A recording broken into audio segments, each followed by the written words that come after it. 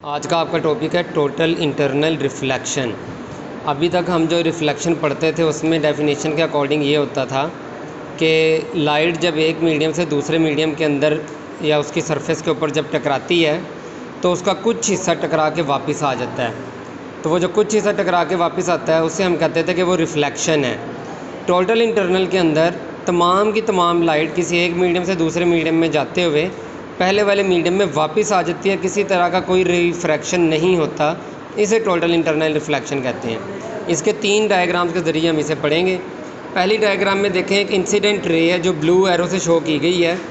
ये नीचे एक गिलास से जा रही है एयर में, तो इसका जहाँ पे टकरा रही है वहाँ पे नॉर्मल है एक पॉइंट।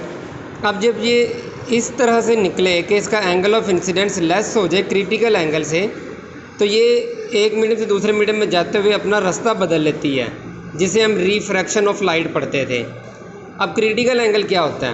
क्रिटिकल एंगल बेसिकली वो इंसिडेंस एंगल को ही क्रिटिकल एंगल हम कहते हैं कि जब लाइट एक मीडियम से दूसरे मीडियम में जा रही हो और वो जब नॉर्मल पे टकराए तो वहाँ से जो रिफ्रैक्टेड रे है वो परपेंडिकुलर हो जाए नॉर्मल के।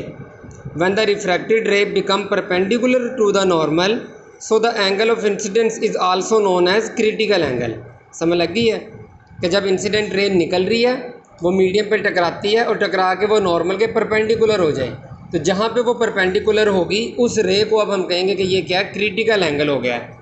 अब अगर मैं इंसिडेंस का जो एंगल है वो क्रिटिकल एंगल से भी बढ़ा देता हूँ तो अब क्या होगा, अब रे ना तो बाहर जाएगी ना उसके परपेंडिकुलर मूव करेगी, बल्कि वो सारी की सारी रे टकरा के वापस आ जाएगी। इस अमल को हम कहते हैं टोटल इंटरनल रिफ्लेक्शन।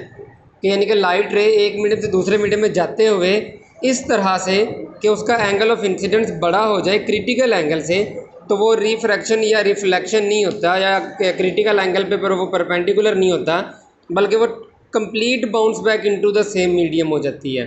तो इस फिनोमेना को हम कहते हैं कि यहाँ पे टोटल इंटरनल रिफ्लेक्शन अक्कर हुआ है।